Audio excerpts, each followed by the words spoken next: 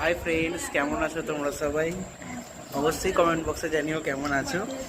চলে এসেছি আজকে সবাই মিলে খাওয়া দাওয়া করতে, সবাই মিলে বসে পড়েছি এখানে একদম গোল টেবিল। তাতেই আছে কাকিমা আছে, এদিকে মা আছে।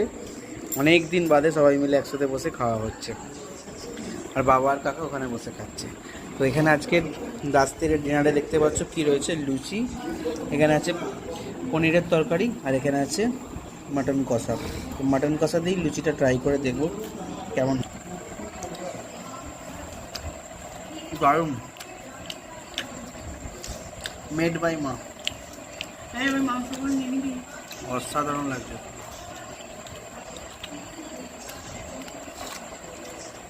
একটু মেটে পনিরটা দিয়ে দেখি,